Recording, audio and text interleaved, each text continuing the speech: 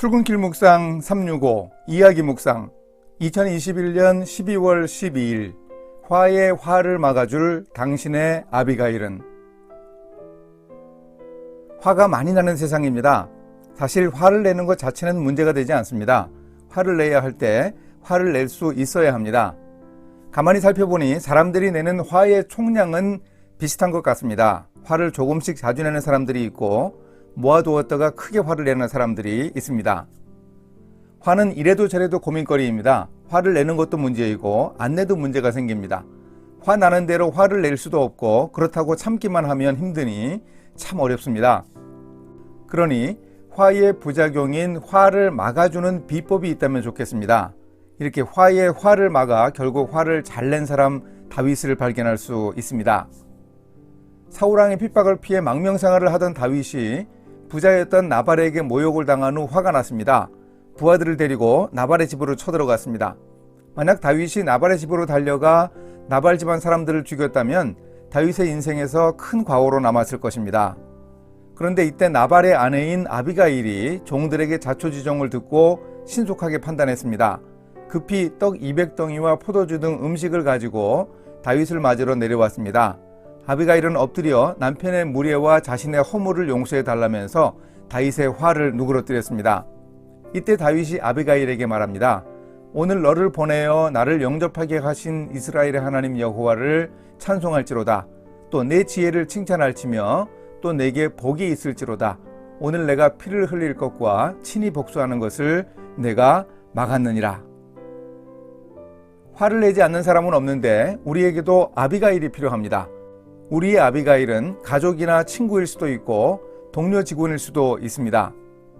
아비가일은 때로 사람이 아닐 수도 있습니다.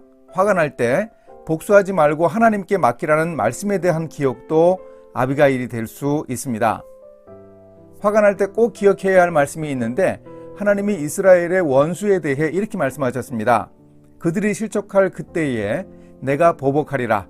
그들의 환난 날이 가까우니 그들에게 닥칠 그 일이 속히 오리로다.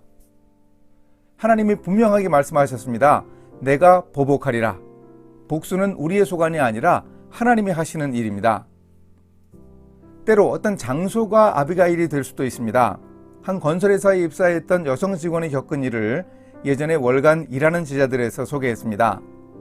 신입사원인 그에게 일을 가르쳐주는 사수는 이른바 만물박사, 걸어다니는 사전으로 불리는 선배였는데 여직원을 부를 때는 너 아무개, 야 너 이렇게 부르곤 했습니다. 6월의 어느 더운 날 늦은 오후에 갑자기 그 사수가 오더니 야 너 이따위로 밖에 못해? 라며 큰 소리로 야단을 쳤습니다.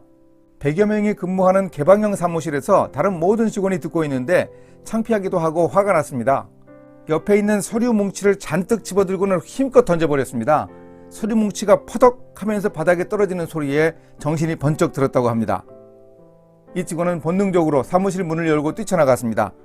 평소에 힘들어서 울고 싶으면 달려가던 화장실로 갔습니다. 화장실에서 한 30분가량 생각하고 울고 회개하며 기도했습니다. 하나님, 제가 또 사고를 쳤습니다. 이제 제가 어떻게 해야 할지 좀 알려주세요. 어떻게 할지 선택을 해야만 할 상황이었습니다. 입사 6개월밖에 안 된 신입사원으로서 집으로 가버릴지 다시 사무실로 들어갈지 고민되었습니다. 그 직원은 기도하면서 용기를 얻고는 사무실 문을 열고 들어갔습니다. 그가 들어서자 수십 명의 눈이 일제히 그 직원에게 박혔습니다. 그 직원은 곧바로 선배인 사수에게 걸어갔습니다. 그리고 허리를 90도로 굽혀 인사하면서 말했습니다. 제가 잘못했습니다. 용서해 주십시오. 그리고는 그 직원은 자기 자리로 돌아와서 퇴근 시간까지 꼼짝 않고 죽은 듯이 앉아 있었습니다. 5년 정도 지난 후 크리스마스에 그 생각이 나서 그 선배에게 카드를 보내면서 그때 이야기를 하며 정중하게 다시 사과를 했습니다. 며칠 뒤에 전화를 했더니 그 선배가 이렇게 말했습니다. 뭘 그걸 가지고 그래. 하긴 이제 김대리도 철들었나 봐. 그렇게 함께 지난 이야기를 하며 웃었다고 합니다. 화가 났을 때 당신의 화를 잠재워 줄 만한 당신만의 아비가일이 있습니까? 효과적인 방법들을 마련해 두는 것이 좋습니다. 분노를 처리하는 구체적인 방법을 바울이 소개합니다. 분을 내어도 죄를 짓지 말며 해가 지도록 분을 품지 말고 마귀에게 틈을 주지 말라. 이 말씀을 보아도 화를 내는 것이 죄는 아닙니다. 화를 내어야 하는 상황에서 내지 않으면 오히려 무관심의 잘못을 저지를 수도 있으니 화를 내어 표현하되 죄를 짓지 말아야 합니다. 그래서 분노를 통해 마귀가 유혹하지 못하도록 해야 합니다.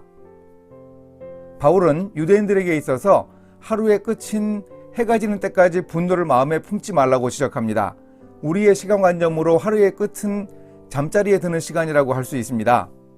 그러면 우리는 잠들기 전에 우리 안에 있는 분노의 감정을 다 내려놓고 하나님이 우리의 마음을 주관해 주시기를 기도하며 하나님의 은혜에 우리의 모든 감정을 맡길 수 있어야 합니다. 함께 기도하십니다. 죄에 대해 진노하시는 하나님, 저는 하나님과 달리 자존심이 좀 상하고 손해보게 되면 화를 자주 냅니다. 화가 나도 죄를 짓지 않도록 주님이 저에게 허락하신 아비가일을 통해 도움받기 원합니다. 화를 낼 때도 크리스천다워서 성숙한 인격을 가질 수 있도록 주님이 함께하여 주소서. 예수님의 이름으로 기도합니다. 아멘.